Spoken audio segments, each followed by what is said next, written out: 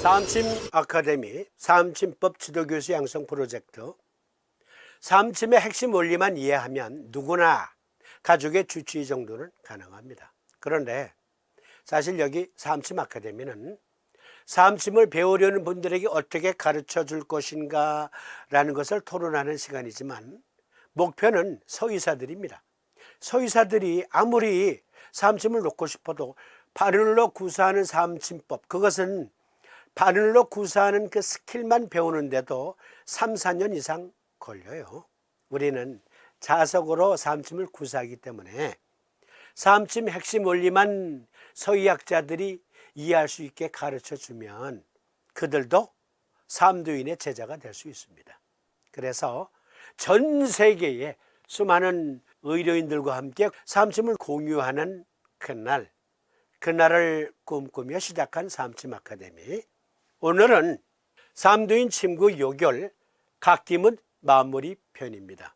학술풍, 위벽, 각족 전근 등등을 이미 토론했고, 0420 요결 갓김은 제1증 학술풍, 위벽, 0425 근무력증, 근위영양증, 척추 측만증, 자석 4개로 사암침에서 다룬 바 있고, 각족 전근 0429 다리에 준할 때 자석 사암침법. 오늘은 각족 한냉 그리고 근만증 2개증 마무리 토론해 봅니다. 각족 한냉 요결에 보면 무릎 이하가 한냉한 것 요법 신허인지라 경고 보규를 보하고 태백태계를 사한다. 우방 용천과 연곡을 보하고 환도를 사한다 했는데, 여기 우방 이 표현은 사암도인의 글이 아니니까 이것은 과감히 소재해버리고, 무릎 이하가 너무 차서 생긴 신경통, 차주의 각족 한냉증이 소개되었을 때 참진리를 추구하는 동의학도라면 왜 각족이 찰까? 각족을 냉하게 하는 어떤 메커니즘들이 있을까? 등등을 심각하게 고민해보고 원인부터 살펴야 낫는 치법을 환자들에게 제공할 수 있다. 그러면 각족이 냉하게 되는 기전을 함께 살펴보겠습니다. 먼저 하지동맥. 하지동맥은 하지의 뼈, 근육, 힘줄, 신경의 혈액을 공급하여 신체 가동성을 유지하는 중요한 역할을 합니다. 이 동맥은 사지의 최적 기능을 제한하는 여러 질병 과정과 관련될 수 있습니다. 혼합 한냉 글로불린 혈증의 전조 증상인 양측 전적부 허혈이라는 논문에 보니까 국소 허혈과 각족 한냉이 한냉 글로불린 혈증과 관계가 있대요. 한냉 글로불린은 냉각시 침전되는 저온에 민감한 면역 글로불린으로 구성됩니다. 사지의 피부 혈관계는 일반적으로 신체 중심부보다 더 낮은 온도에 노출되기 때문에 이러한 침전은 종종 피부 또는 말초혈관에서도 발생합니다. 국소허혈, 국소빈혈이라는 것은 국소 부위에 산소 공급이 적은 거예요.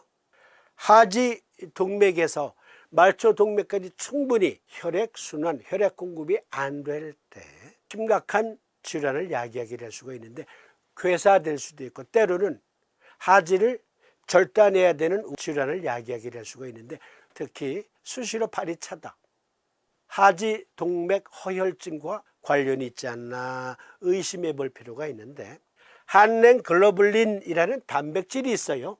이 단백질은 체온이 낮아요, 어느 부위에. 그러면 그 단백질이 응고되는 현상이 벌어진다. 그래서 더더욱 허혈성의 질환을 가져온다. 그러니까 때린데 또 때린 거야.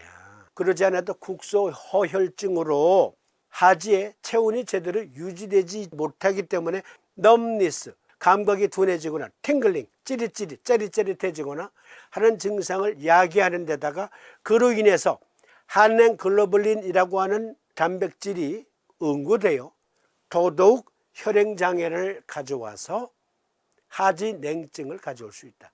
여기서 주의하여야 할 점, 발이 차다고 무조건 신전격증이 아니에요.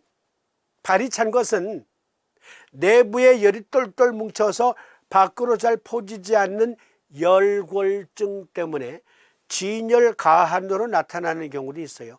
그런 경우에는 오히려 속에 똘똘 뭉쳐진 열을 흩어줘야 손발이 찬 것이 해소가 되는 경우가 있어요.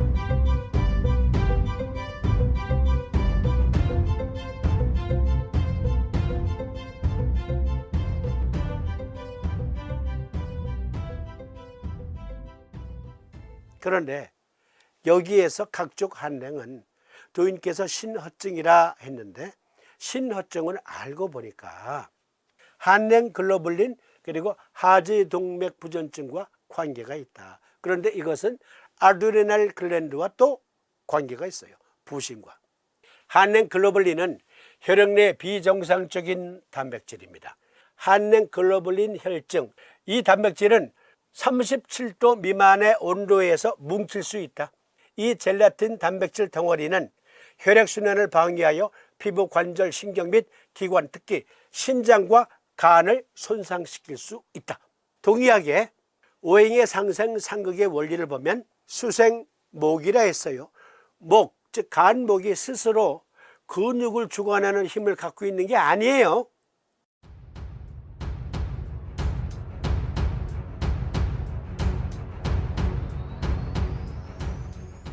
그것은 신장, 부신에서 도와줘야 돼요.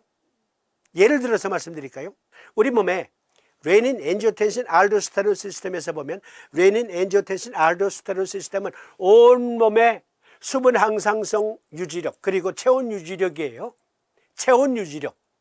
그런데 레날, 즉 신장에서 레닌이라고 하는 단백분의 효소를 혈액에 방출하는데, 예를 들자면 혈액에 10g을 방출시켰어요.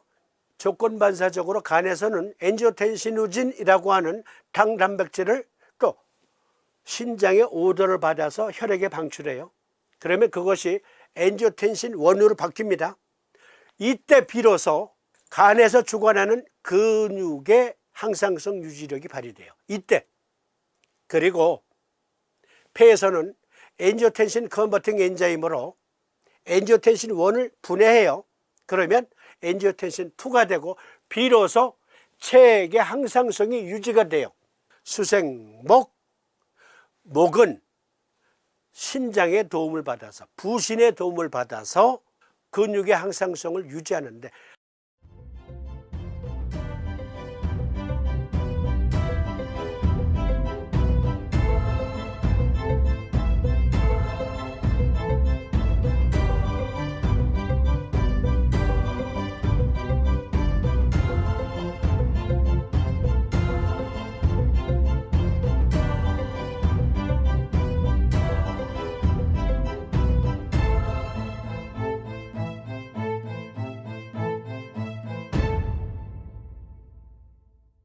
한랭 글로불린 혈증은 신장과 간을 손상시켜서 근육질환을 야기한다. 따라서 삼두인께서 하지동맥 혈증과 한랭 글로불린 혈증 때문에 각종 한랭이 생긴다라고 그것을 염두에 두고 고로 신허라고 말씀하셨다면, 그렇죠. 의과학적인 근거가 이렇게 확인되는 거죠. 다시 읽어드리죠. 한랭 글로불린은 혈액 내 비정상적인 단백질입니다. 한랭 글로불린 혈증, 이 증이 결국 신장과 간을 손상시켜서 피부, 관절, 신경, 기관 등등의 데미지를 입힐 수 있다. 삼두인이 신허인지라 의과학적으로 증명됩니다. 혼합 한랭 글로벌인 혈증의 전조 증상인 양측 전족부 호혈, 이것은 서울 아산병원에서 제공한 이 병에 관한 해설 내용을 빌려온 건데요. 여기 보면 청색증이 생길 수 있고 피부 궤양이 생길 수 있대요. 그러니까 손뿐만이 아니라 발 등등에 발가락 쪽으로 푸르등등한 색깔이 관찰된다. 만져보면 얼음장같이 차. 이것이 한랭 글로불린 혈증. 말초신경장애 자반증 청색증 신증후군, 다시 말초신경장애 자반증 청색증 신증후군도 동반될 수 있으나 만성 신부전증으로 진행되는 경우는 드물고 간기능 장애와 간염, 특히 C형 간염과 연관되는 경우가 많습니다. 한랭 글로불린 혈증의 치료는 우선적으로 추위의 노출을 피하는 것으로 시작합니다. 충분한 휴식을 취하고 비스테로이드성 소염 진통제가 사용됩니다. 그러니까 결국 서인은 통증의 대증요법밖에 방법이 없어. 그러나 우리는 삼침으로 원인 치료가 가능하잖아. 각종 한랭은 사암조인께서 무릎 이하가 한랭한 것 신허증인지라 경고 보규를 보하고 태백태계를 사하라 신정격 국소 호혈증 로컬 이스케미아가 또 수만됐을 때 쓰는데, 국소 빈혈과 관계된 각종 한랭이라면 소장 정격과 대장 승격을 써서 허혈로 인한 혈액순환 장애를 극복시켜줘야 되고요. 한랭 글로벌인 혈증 때문이다 그러면 신정격과 대장 승격을 쓰는데 때로는 이렇게 쓰셔도 돼요. 대장 승격과 간정격을 같이 적용하는 방법도 고려해볼 만하고요. 신정격과 간정격을 적용해야 될 대상은 그야말로 근육 자체의 기운도 약하고 또 신증후군, 부신피로증후군이 있어요. 늘 피곤하고 기운이 없고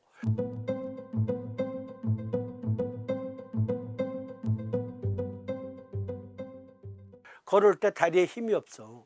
그리고 손발이 차. 아니 전체적으로 체온이 낮아. 그런 경우엔 신정격, 간정격 그렇게 다양하게 응용해 보실 수 있겠습니다. 그러면 제32장 각기문의 마지막 증 근만증을 살피는데 이것은 이어지는 시간에